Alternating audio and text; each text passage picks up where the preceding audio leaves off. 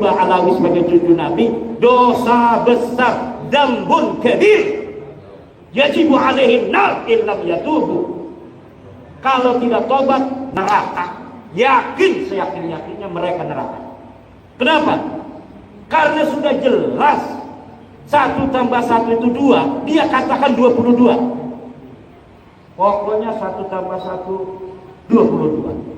1 tambah 1 itu 2, 2-nya 1. Tidak bisa. Saya husnudzon bahwa 1 ini sebenarnya 11, 1 lalu yang satunya sebenarnya 11. Jadi 11 tambah 11 itu 22. Nggak bisa, ini sudah nyata 1. Ininya tambah 1, 1 tambah 1 2. Nggak bisa. Kita husnudzon 1 ini sebenarnya ada di sampingnya angka 1 lagi. Jadi 1 itu 11. Tambah 11 sama dengan 22. Ini orang yang model begini sama dengan orang yang hari ini menerima Ba'lawi sebagai cucu Nabi.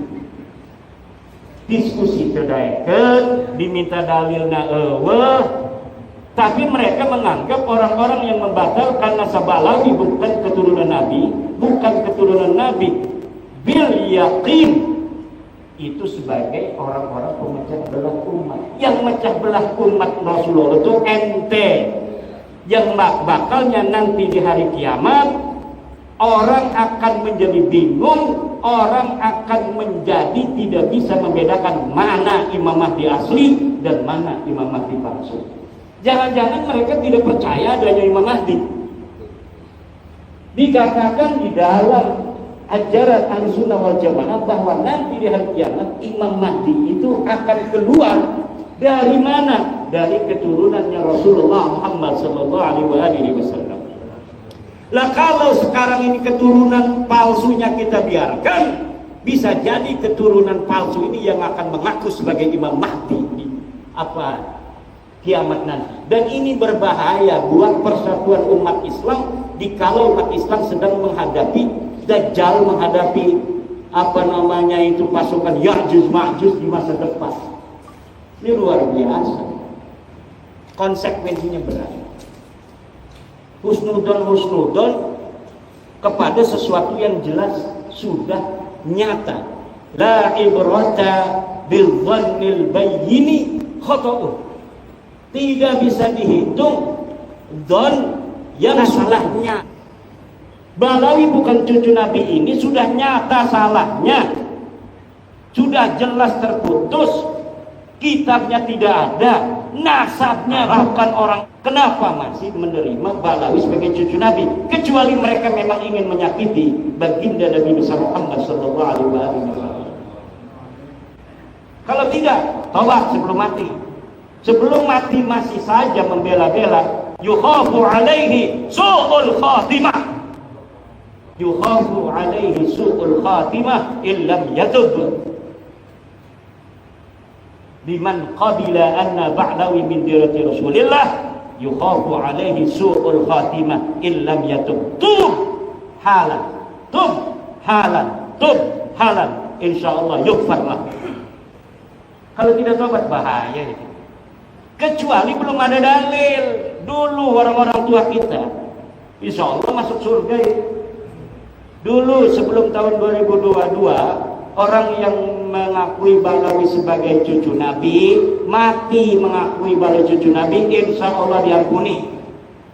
Tapi setelah tahun 2022 siapa saja yang mengakui Ba'lawi sebagai cucu Nabi kemudian dia mati dalam keadaan membela Ba'lawi sebagai pengakuan sebagai cucu Nabi, yukhafu alaihi su'ul khatimah. Bahaya urusannya ini. Kenapa? Karena memang sudah tidak ada celah sedikit pun bisa dikatakan Ba'lawi sebagai cucu Nabi. Tidak. Tidak ada satu pun celah. Dulu waktu pertama kali saya masih bisa mengatakan ini adalah penelitian bisa salah. Tetapi dialektika selama 2 tahun ini mengerucut pada suatu kesimpulan bahwa memang mereka ini betul-betul memfabrikasi dan menciptakan nasab itu di abad 9 sebelumnya sama sekali tidak ada. Ini Nah ini yang tugas kita di Jawa Barat ini adalah untuk memberikan pemahaman itu.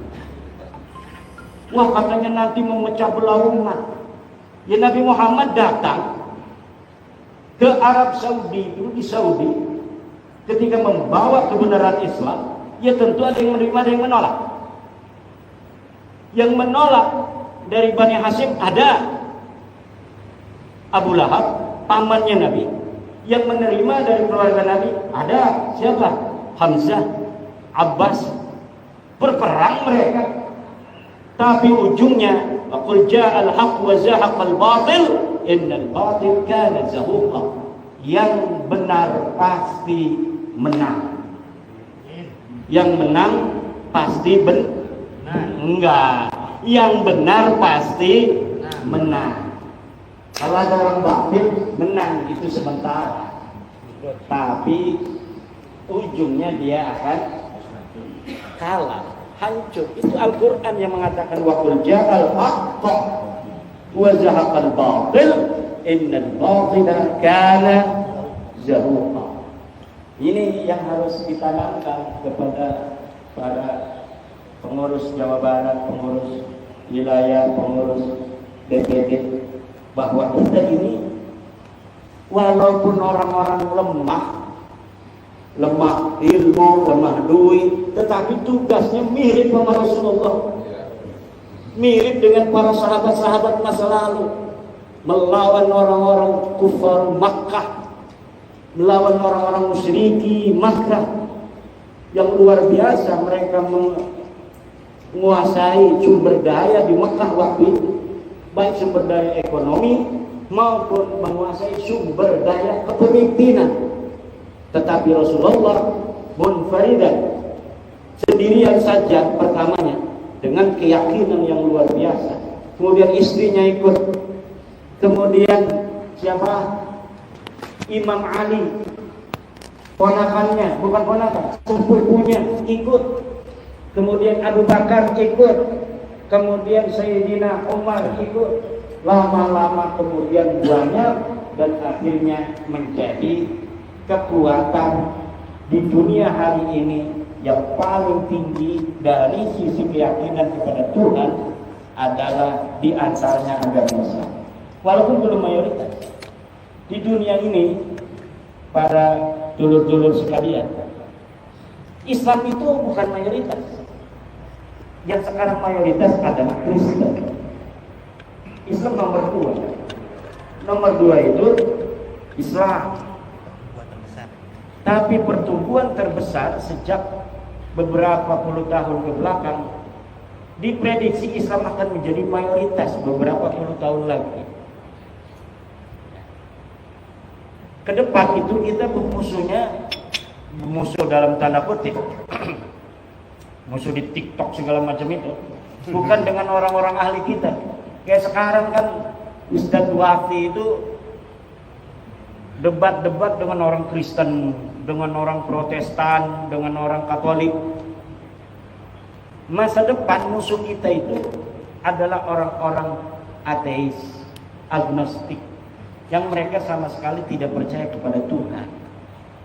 Di TikTok mulai hari ini, di YouTube mulai hari ini, orang-orang ateis muncul.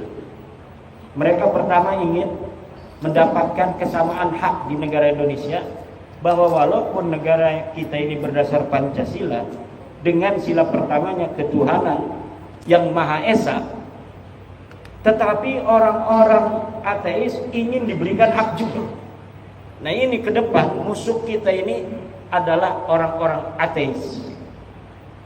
Maka peradaban ilmu pengetahuan waladiyah syamsiyah yang dulu dipersiapkan untuk melawan orang-orang ateis, ini akan bermanfaat kembali. Ini harus diasah. Untuk apa? Untuk melawan filsafat orang-orang ateis yang mempertanyakan Tuhan itu ada atau tidak, Tuhan itu ilmiah apa tidak, apakah bisa Tuhan diilmiahkan. Nah ini nanti yang akan terjadi dengan anak-anak kita ke depan. Mereka mempertanyakan kembali tentang zat Allah, seperti peristiwa 250 Hijriah ketika Abul Hasan Asy'ari, Abu Mansur Al-Maturidi melawan orang-orang ateis, Mu'tazilah melawan orang-orang ateis. Ini yang akan kita hadapi. Nah, sebelum kita menghadapi orang-orang seperti itu, maka kita juga harus memperkuat ilmu pengetahuan anak-anak kita. Bagaimana kita berbicara filsafat, bicara dengan metodologi waladiyah syamsiyah, dengan metodologi al-mungkid minad dhalal. Kalau tentang metodologi ilmiah saja santri-santri kita tidak ngerti. Kalau sudah ada dalil tentang batalnya Ba'lawi, maka Ba'lawi tidak bisa lagi untuk diterima. Tapi kenapa santri-santri kita masih ada yang menerima? Karena tradisi ilmiah ini belum biasa dikonsumsi dengan konstruktif dan kritis oleh santri-santri kita. Ini maka akan bisa untuk diprediksi pertandingan dengan orang ateis ke depan, santri kita akan kelabakan. Kenapa? Karena dengan teori filsafat ilmu yang sederhana saja, mereka tidak bisa untuk mengambil kesimpulan kebenaran. Kalau sebuah tesis, bumi itu datar, kemudian diketemukan tesis berikutnya yang mengatakan bumi itu bulat, maka dengan berbagai macam dalil-dalil yang kuat, tesis bahwa bumi itu datar itu hancur lebur dan tidak bisa diterima kembali. Sekarang kita sudah bisa untuk melihat bumi dari atas. Ternyata betul bahwa bumi ini bulat. Perdebatan masa lalu di tahun 1500-an Masehi, apakah bumi itu bulat, apakah bumi itu datar, hari ini terkonfirmasi bahwa memang bumi ini bulat. Maka sebuah tesis yang telah terbantahkan itu sudah tidak bisa lagi dihusnudoni. Bagaimana kita husnudon aja sih Abah? Katanya bumi ini datar, buktinya kita tidak melayang-melayang, tidak jatuh, ini ada di bumi. Tidak bisa bos. Karena apa? Karena kesimpulan ilmiah bahwa bumi ini bulat sudah dhahirun bayyinun la yuraddu, yang tidak bisa ditolak lagi. Sama bumi bulat itu dengan kesimpulan Ba'lawi bukan cucu Nabi, yang tidak mungkin bisa dibantah lagi. Yang masih nerima akan terbantah sendiri oleh dirinya sendiri, hanya nunggu waktu. Nunggu kecewa aja sedikit ditempeleng sama Ba'lawi, dia akan sadar. Atau dia motornya dipinjam nggak dikembaliin lagi, langsung itu saya ikut Kiai Maduddin. Tinggal begitu aja. Hanya butuh sedikit kecewa untuk Muhyiddin, insya Allah akan sadar. Hanya butuh sedikit kecewa saja. Dalil tidak ada. Innaka la tahdi man ahbabta walakinnallaha yahdi man yasha. Nabi Muhammad kurang apa? Beliau adalah orang yang sangat dikasih Allah, Habibullah. Habib asli itu Rasulullah itu. Tapi tidak semua manusia di dunia mengikuti Rasulullah. Apalagi model Imaduddin Utsman yang katanya kecilnya aja tahu, katanya sama Imaduddin. Iya kecilnya tahu, saya kecil dulu sih. Kalau saya langsung besar nggak bakal ada orang yang tahu saya kecilnya gimana. Orang saya kecil dulu, manusia betul-betul terlihat oleh sekampung saya. Al-kreseku ya'lamuni, al-kreseku ya'rifuni, watangrangu ya'lafuni. Gak bisa saya itu menutupi diri saya dari orang Kresek, dari orang Tangerang, karena seluruh orang Kresek Tangerang tahu saya. Nah, ini masalahnya. Ini kita harus banyak tantangan ini Abah Syekh ini. Tapi bisa nggak Kiai dikaitkan dengan ayat tadi? Wa mayyat tabi'u aktsaruhum illa dhanna inna dhanna la yubni minal haqqi syai'a. Dan itu kan Allah berkata tidak boleh kita itu kebanyakan manusia itu hanya hidup dari don. Sementara don itu kata Allah tidak berbeda la yubni minal haqqi syai'a. Berkali selanjutnya wallahu apa namanya alimun di situ. Berarti harusnya pakai ilmiah kan seharusnya. Ya itu kan perintah Allah sudah jelas. Jelas kan itu. Allah sudah jelas memerintahkan bahwa seluruh manusia itu tidak boleh mengikuti sesuatu yang dia tidak tahu. Itu Berarti dibutuhkan ilmu. iya. Innallaha alim. Di dalam Quran tadi yang disebutkan apa itu iyattabi'una illa dhanna wa in hum illa yahrusun. Mereka hanya ngira-ngira saja. Itu. Sedangkan kebenaran itu bukanlah ngira-ngira. Dia butuh bukti dan butuh dalil. Dalilnya ada atau tidak ada. Kalau dalilnya sama sekali tidak ada, misal memang di abad keempat ketika Ahmad bin Isa itu hidup, sama sekali nggak ada kitab yang ditulis, sama sekali nggak ada yang ngomong Ahmad bin Isa. Abad ke-5 nggak ada yang ngomong Ahmad bin Isa punya anak berapa, abad ke-6, abad ke-7, 8 tidak ada. Baru tuh itu masih 50-50 tuh kalau ada orang ngaku-ngaku di abad ke-9. Tapi ini mah di abad 3-nya ditulis Ahmad bin Isa itu. Anaknya ditulis, di abad ke-4 anaknya ditulis, Ahmad bin Isa-nya ditulis, abad ke-5 Ahmad bin Isa ditulis, anaknya ditulis, abad ke-6, ke-7, ke-8 semuanya ditulis.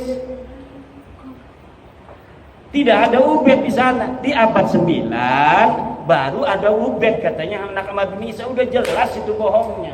Tapi kunaon masih aya nu percaya. Husnudon teh. Iya, husnudon. Iya, la ibrata bil dzannil bayyin khata'uhu. Tidak boleh dzan itu digunakan lagi apabila jelasnya salahnya sudah jelas. Ini salahnya sudah jelas. Kita misalnya nyangka Abah Setu itu tadinya asli Bekasi. Namanya Don ya boleh aja tinggalnya di Bekasi. Abah Setu Bekasi. Asli abdi mah. Karena abdi teu nyaho. Pas ngobrol jeung Abah Setu tah di kelompok abdi. Aslina cenah di Sukabumi. Atuh teu meunang deui abdi ngomong ka jelema bahwa Abah Setu ieu aslina Sukabumi, aslina Bekasi. Teu meunang deui kumatak naon teu meunang. Kumatak abdi geus nyaho ilmuna langsung ti Abah Setu. Teu bisa husnudon deui. Teu bisa husnudon deui. Lamun tadina abdi can nanyakeun langsung ka Abah Setu, kumatak Abah Setu ayana di Bekasi, abdi don bahwa Abah Setu ieu asli Bekasi. Teu naon-naon ngaranna gadon. Tapi ketika Abah Setu sudah ngomong saya aslinya dari Bekasi. Dari Sukabumi, mantan dewan. Masya Allah. Berarti sekarang sudah tidak boleh lagi kita ngomong Abah Setu orang Bekasi asli, lahir di sini. Kalau sekarang ya orang Bekasi. Kalau sekarang udah asli Bekasi. Kenapa asli Bekasi di sini? Dia tinggalnya di sini, istrinya orang sini. Bukan. Berarti udah al-muhajir dong. Al-muhajir, Abah Setu al-muhajir ila Bekasi. Dan ini kalau ada yang rekam, ini hari ini jadi bukti nanti suatu masa, suatu saat bahwa Abah Setu Setiawan As-Sukabumi summa al-Bekasi li'annahu hajara min Sukabumi ila Bekasi. Di sana tahun sekian ditulis. Nah, ini nanti sekarang sudah terpilih ini Abah Setu sebagai ketua baru dari PWILS Jawa Barat. Saya berharap adanya keterpilihan dari Abah Setu ini akan membawa semangat baru bagi Jabar, dan tolong ini yang baru 13 kabupaten supaya jadi minimal 20 kabupaten dalam waktu 6 bulan.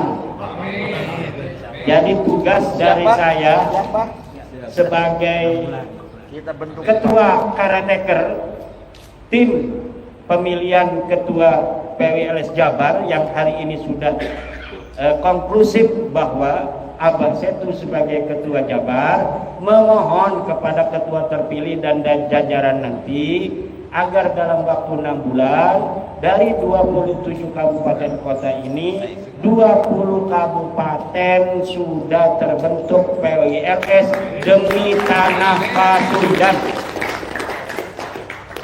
Karena ini lagi banyak tantangan ya di Pasundan, Bekasi, lautna ayanu ngajual cina ayanu mager di Tangerang aya eta di Bekasi aya di Tangerang 360 bidang laut disertifikat, di Bekasi 250 hektar laut disertifikat. Ini udah luar biasa ini. Apa tujuan mereka itu ya? Ingin laut dikuasai.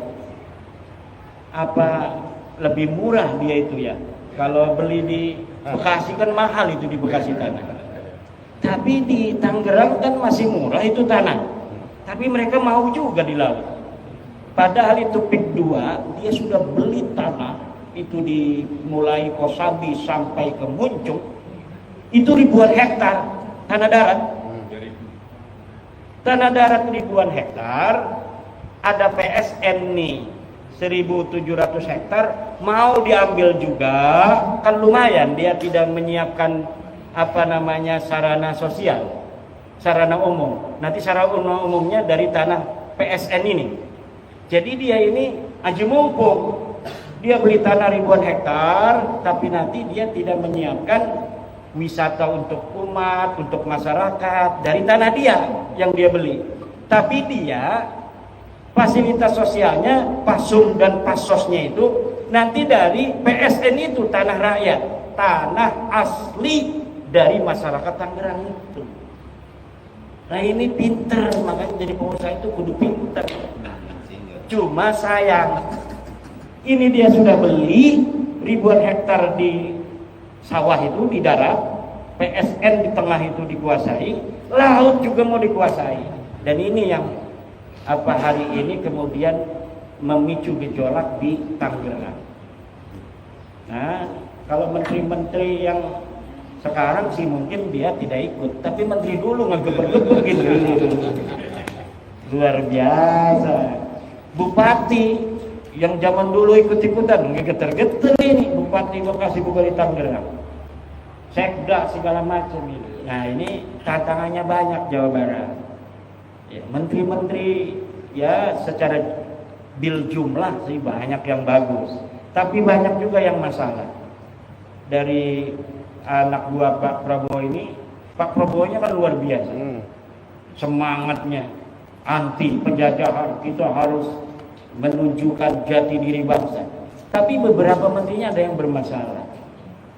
Menteri petugas utusan khusus kemarin datangin Rizik Syihab, ngapain ke pemuda, minta nasihat tentang kepemudaan kepada Rizik Syihab. Yang mau dinasehatin dari Rizik apa? Supaya pemuda kita teriak-teriak. Ini Raffi Ahmad ini perlu tinjau ulang. Kalau bisa ya diberhentiin aja. Diberhentiin Raffi Ahmad dari utusan khusus presiden. Kenapa? Karena kurang cerdas. Jadi kan ilmu pengetahuan itu penting juga untuk pejabat-pejabat agar presiden kita ini mampu untuk menyelesaikan tugas-tugasnya. Nah kalau utusan khususnya menteri pembantu ini kurang cerdas, langkah-langkahnya ini kurang cerdas, ya nanti akan menghambat presiden. Ada yang menghina tukang es, ada yang menghina tukang ST, masalah buat presiden. Ada lagi yang gas LPG, sekarang tiba-tiba nggak ada di masyarakat, di pasaran. Kebijakannya mungkin bagus tujuannya, tapi kurang cerdasnya ini kemudian membuat gejolak di masyarakat. Ini yang harus ditinjau ulang kembali nih, pembantu-pembantu model begitu. Menteri Agama juga nggak bisa nurunin haji. Ongkos naik haji sebelum Pak Yakut itu 35 juta tahun 2020. Masyarakat bayarnya hanya 35 juta. Dolarnya itu 15.000. Ketika Pak Yakut naik jadi 55 juta, 35 juta ya, tahun 2020, waktu sebelum Pak Yakut jadi menteri. Ketika Pak Yakut, peninggalan Pak Yakut 55 juta, naik drastis, padahal dolarnya sama. Dulu 15.000, sekarang dolarnya 16.000. Nah sekarang menteri kita agama yang baru juga tidak bisa untuk mengoreksi kebijakan-kebijakan menteri agama yang lalu. Harusnya kalau tahun 2020 bisa 35 juta itu masyarakat membayar haji, harusnya tahun sekarang bisa dikoreksi kebijakan menteri yang dulu karena alasan Covid. Kalau kemarin itu naik, sekarang sudah tidak ada Covid. Kalau misalnya saya jadi presiden, saya akan perintahkan menteri agama dulu, waktu sebelum Covid bayarnya masyarakat 35 juta itu pergi haji. Sekarang Anda jadi menteri agama harus jadikan ongkos naik haji 35 juta kembali, kalau tidak ente mundur. Karena menteri agama itu standar bahwa dia mampu untuk menjadi menteri agama atau tidak, itu yang paling terlihat adalah dari ongkos naik haji. Dan kemarin kita lihat ongkos naik hajinya masih 35 jutaan, hanya nurun sedikit aja seidrat. Dan ini membuktikan dia tidak lebih baik dari menteri agama sebelumnya. Nah, ini banyak sekali PR-PR kita yang yang harus kita bereskan. Kita bukan hanya memberesi tentang masalah nasab, tetapi juga kita akan membantu siapapun presidennya agar presiden kita kawal untuk mampu memberikan kemajuan kesejahteraan kepada rakyat Indonesia. Selamat kepada ABSETU yang telah dipilih secara aklamasi berdasarkan musyawarah mufakat sebagai Ketua PWI LS Provinsi Jawa Barat. Semoga dapat mengemban amanah penderitaan rakyat Jawa Barat agar dimerdekakan dari penjajahan spiritual. Dan kepada seluruh pimpinan daerah kabupaten yang sudah terbentuk dari 13 kabupaten, satu komando untuk Jawa Barat, Abah Setu Setiawan. Insya Allah barokah, manfaat dunia akhirat untuk kita dan anak cucu kita ke depan. Wallahu wal muwaffiq ila aqwamit thoriqin. Wassalamualaikum warahmatullahi wabarakatuh.